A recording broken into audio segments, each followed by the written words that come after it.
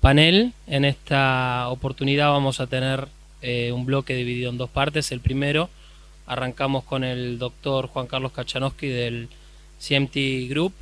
Nos va a comentar un poco sobre lo que en el programa, como dicen, suena como las contradicciones, signo de pregunta. No sé si fue que tú estuviste dudando vos en el proceso de... No, es un truco.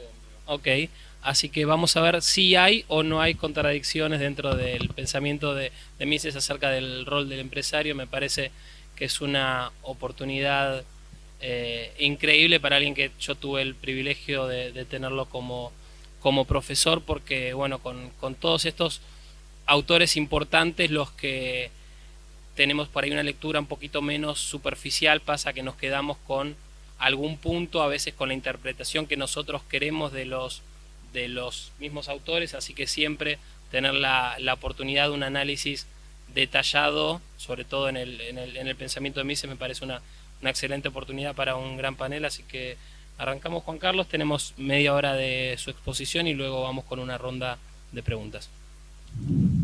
Gracias, Marcelo. Bueno, sí,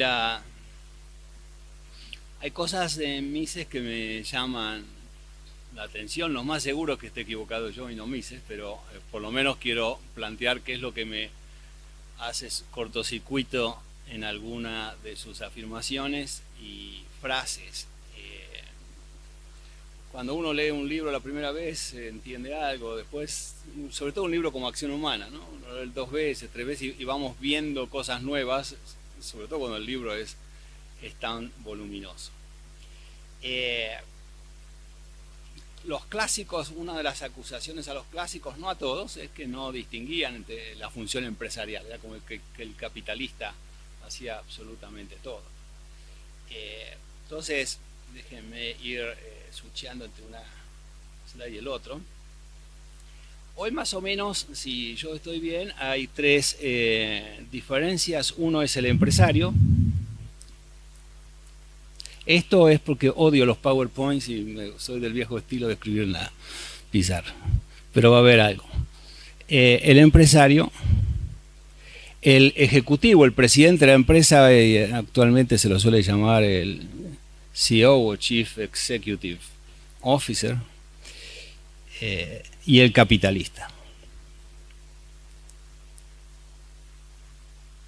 ¿Cómo? Y Mises es claro en esto, no son personas, son funciones distintas. Son cosas distintas que aportamos. Entonces, vamos a ver en la cita de Mises, este señor es el que detecta una oportunidad, detecta los gustos de los consumidores, detecta un nuevo proceso productivo, o sea, hace una innovación.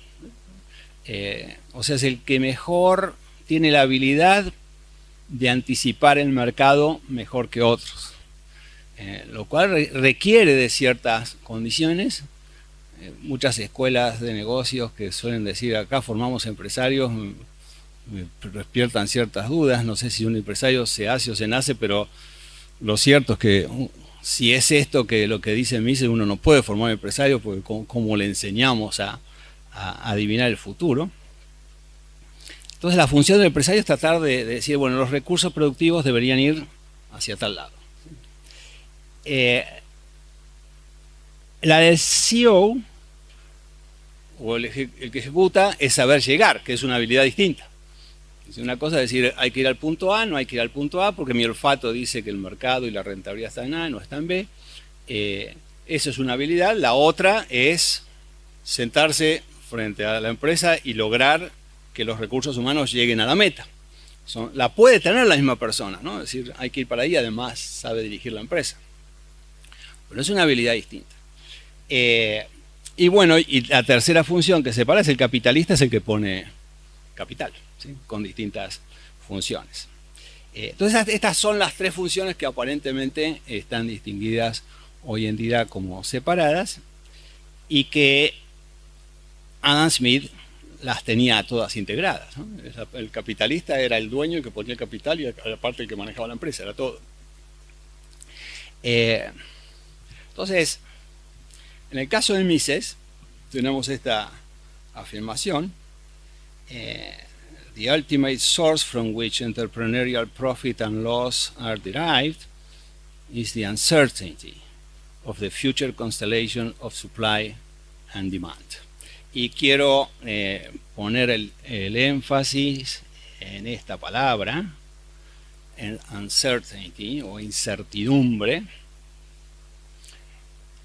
porque la incertidumbre, a diferencia del riesgo, es que en el riesgo podemos calcular estadísticamente el riesgo si tenemos suficiente cantidad de datos hacia el pasado. Pero cuando estamos innovando algo, por ejemplo, alguna fábrica acaba de producir un lápiz con el cual ustedes pueden escribir en un papel, pero tiene una cámara, además en la punta, que registra todo lo que hacemos, ¿sí? Y va quedando grabado en una memoria RAM del lápiz. Graba la voz. Y entonces después uno conecta vía wireless el lápiz a la computadora y le transmite todo al Word, ¿sí? Ideal para reunión. Imagínense los alumnos, en vez de estar con una laptop tomando nota, podrían estar escribiendo con un cuaderno en una reunión de directorio o lo que sea, tomo nota y después lo transmito directamente. Ahí parecería ser más cómodo. No hay datos directos de si esa innovación va a funcionar o no. Como no hay datos directos, si un lector de libros electrónicos, la Kindle, va a funcionar o no va a funcionar. Entonces, esto es lo que tiene que ver con la incertidumbre, es la capacidad de ver lo que nadie más está viendo. Déjenme traer rápidamente la cita de Jack Welch. Welch fue el CEO de General Electric por 20 años. No sé si conocía o no a los austríacos, pero fíjense la coincidencia, ¿no? En vez de líder podemos traducir esto como empresario, es más o menos lo mismo, ¿no? Every leader has to have a vision and the ability to predict the future. But good leaders must have a special capacity to anticipate the radically unexpected. Si esto es cierto, pero es un poco lo que estaba diciendo Mises, es la incertidumbre, ¿no? ¿Cómo tengo esta habilidad? ¿Cómo alguien le enseña a alguien en una escuela de negocios a predecir lo que no es predecible? The ability to see around the corner is the ability to imagine the unimaginable. O sea, esto me pareció muy en sintonía, este libro de Jack Welch me parece muy bueno. Sé que a Landoni no, pero no importa. Pero me llamó la atención esta paralelismo. Entonces, quiero, antes de ir a los párrafos de Mises que me complican, ver que cuando hacemos una teoría, y esto casi me remite a la primera conferencia de Zanotti, de si la teoría tiene capacidad de predecir o no, en economía, si podemos testearla. Es claro que en algunas ciencias como la astronomía en especial o la física mecánica podemos encontrar ecuaciones que nos dan predicciones bastante exactas. Entonces, en esas ciencias, cuando uno hace una observación, la trata de explicar, elabora una hipótesis, y esta hipótesis va de la mano, está amarrada a la capacidad de predecir. Cuando voy al laboratorio espero que ocurra lo que me está diciendo la teoría. Entonces teoría y predicción están casi de las manos. Y puede ser una predicción muy puntual, como el movimiento de los planetas, o casi puntual, o una predicción más probabilística en algunas ciencias, o en alguna rama de la ciencia. Y manejamos probabilidades. ¿Qué pasa aquí en la economía? Por eso las diferencias a veces también me sorprenden. Es decir, la teoría, cuando decimos es a priori, es que podríamos demostrar deductivamente que si la oferta sube más que la demanda, el precio va a tender a bajar, ceteris paribus, o que si la demanda sube más que la oferta, el precio va a tender a subir, y hacer esta demostración. Pero ¿cuál es el problema que tenemos acá con el empresario y específicamente con la predicción en la economía? Vamos a poner un ejemplo que no me gustan estos gráficos, pero para esta cosa creo que sirve. Pongamos la oferta y la demanda. Todo el mundo podría decir, bueno, coincidimos en la teoría esta. El precio está determinado por la oferta y la demanda con todos los errores, antes que Alberto me pegue, todos los errores que esto implica, pero decir, la teoría dice el precio está determinado por la oferta y la demanda, y si la demanda sube, el precio sube, si la demanda baja, el precio baja, etc. Pero ahora viene la predicción.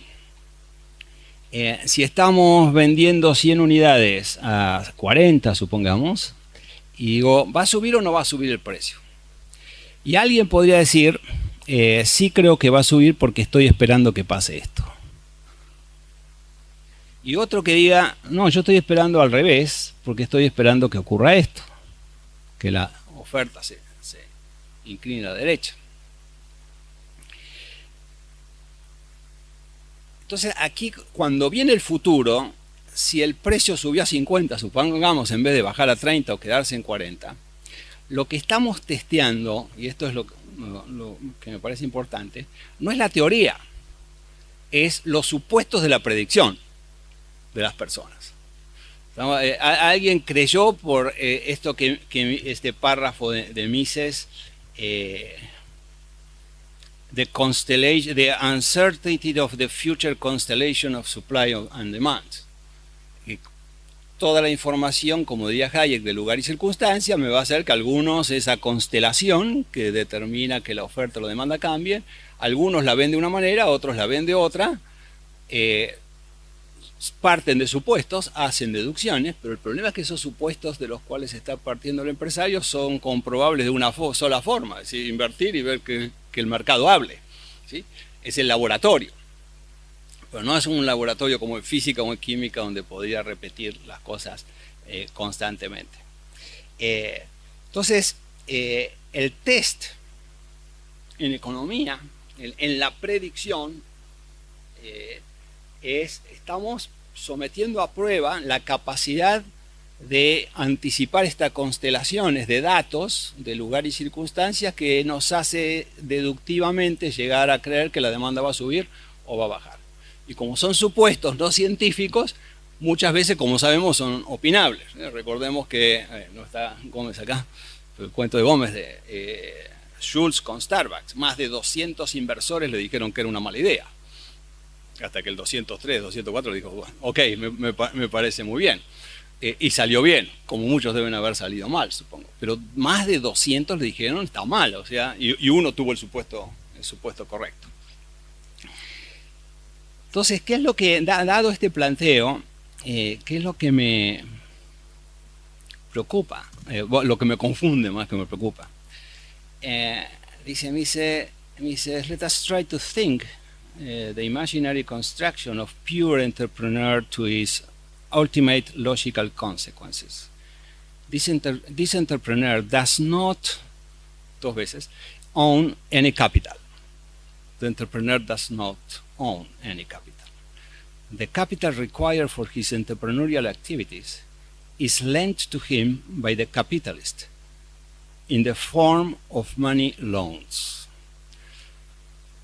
Acá me entran las siguientes dudas. ¿Por qué en términos de préstamo? ¿Por qué no puede ser un socio capitalista? Por ejemplo, en una sociedad por acciones que cotiza en bolsa, hay millones de acciones donde el accionista, el pequeño accionista o gran accionista simplemente compra y no tiene ninguna injerencia en la toma de decisiones y la empresa ya se formó. Estoy aportando capital. Porque es diferente, ¿no? Es decir, soy el empresario y tomo una deuda para llevar adelante el proyecto, es decir, salgo a buscar socios capitalistas que creen en mí y voy a negociar un porcentaje de acciones para ver cómo esto funciona. Entonces, el primer punto es el empresario puro no tiene capital propio. Y en este caso lo restringe, pero no sé si alguno tiene algún otro párrafo, lo restringe al que le da un crédito.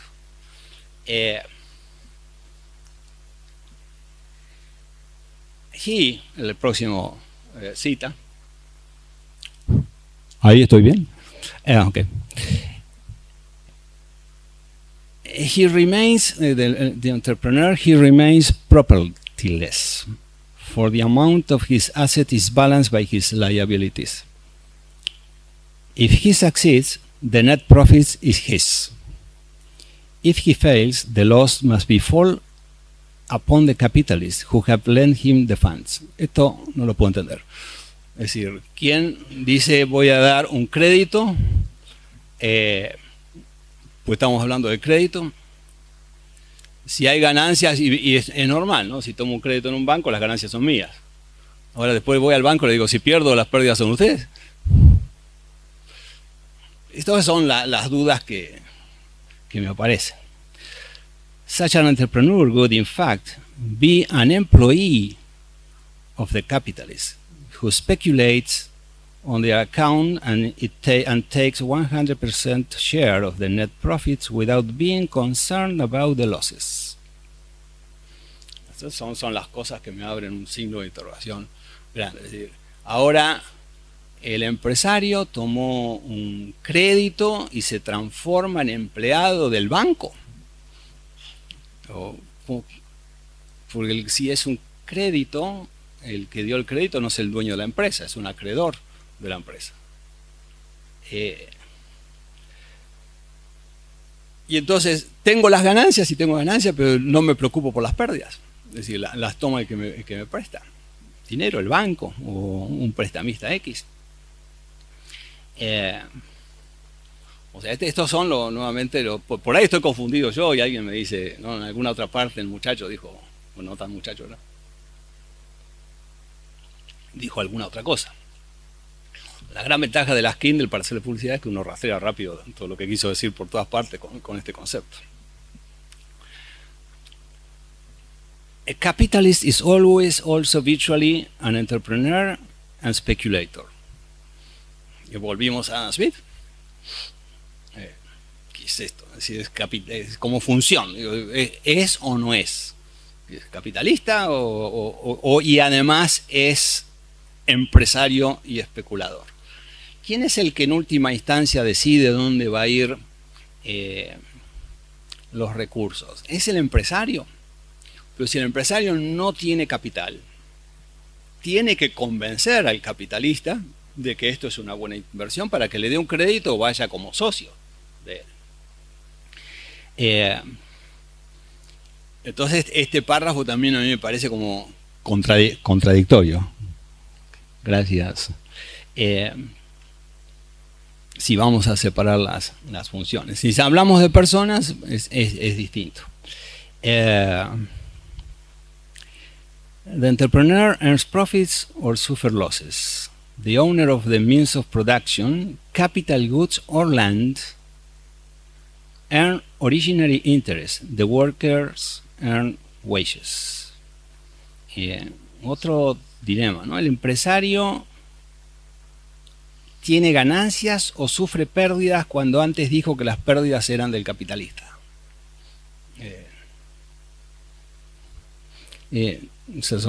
Por eso puse entre signos de interrogación, es decir, esto me complica. The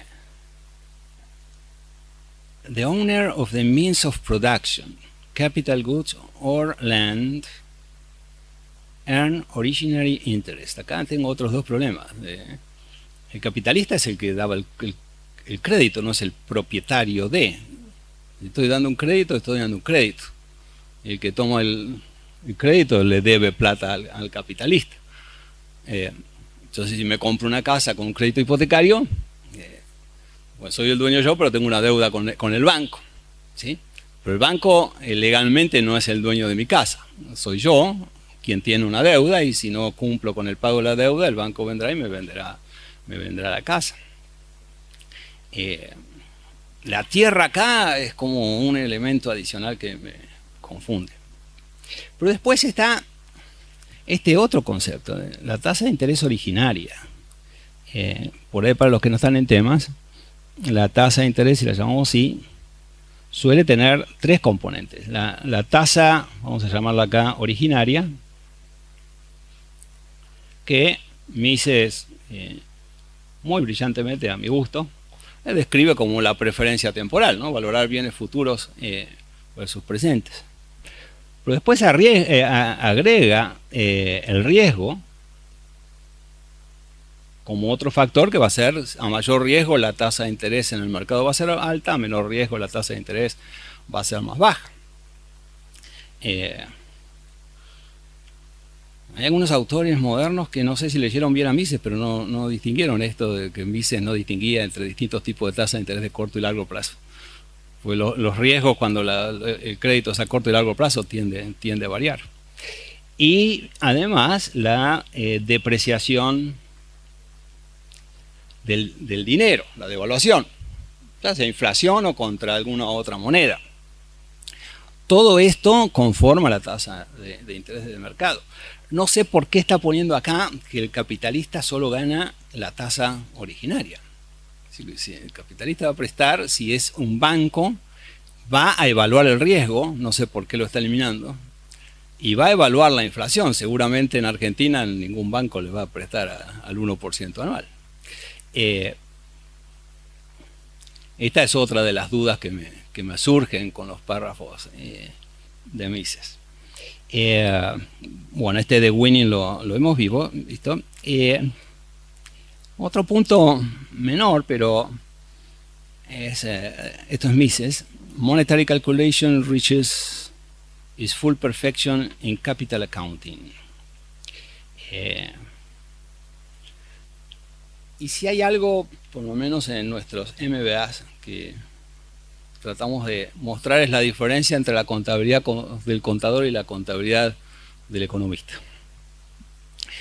Porque cuando uno dice, sigo la contabilidad, y digo, tengo ventas, quiero calcular las ganancias de la empresa, entonces después hay que empezar a restar los costos, ¿no? Y si voy a restar los costos de las mercaderías vendidas, habitualmente hay 3 criterios contables aceptados, ¿no? Last in, first out, LIFO, first in, first out, y un promedio. O sea, si estoy comprando mercaderías o materias primas a distintos precios, puedo computarlo de estas 3 formas. Si ahora preguntamos cuánto ganó la empresa, tendría 3 respuestas distintas. Depende de qué criterio contable generalmente aceptado en las normas internacionales tengo. Después tenemos por lo menos 4 criterios de depreciación. Lineal, acelerado, por horas de uso de la máquina, por cantidad producida. Hay más, pero solamente para decir 4. Entonces, puedo, siguiendo la contabilidad generalmente aceptada, seguir algunos de estos criterios. Entonces voy a tener para cada uno de los 3 anteriores 4 más. Y si ahora pregunto cuánto ganó la empresa, tengo 12 respuestas diferentes. La investigación y desarrollo podría ser inversión o podría ser gasto. O sea que a cada uno de estos le corresponde ahora 2. Y si ahora preguntamos cuánto ganó la empresa, tengo 24 respuestas distintas. Y de esto, Adam Smith se había dado cuenta. Si uno lo ve, Adam Smith lo tenía bastante más claro. Alfred Marshall hablaba de economic profit y lo computaba muy bien. Dentro de otras cosas es que la contabilidad no computa el costo de oportunidad que sí lo computa un economista. Acá no está computado el costo de oportunidad del capitalista, por ejemplo. Entonces, bueno, esto es simplemente para reflexionar dentro de un congreso de escuela austríaco.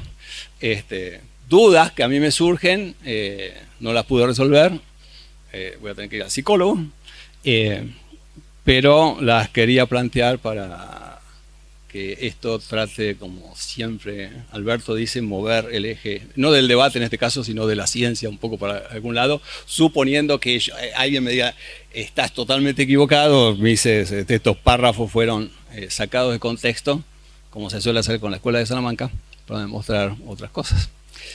Bueno, señores, se me acabó el tiempo, de manera que pasamos a las preguntas.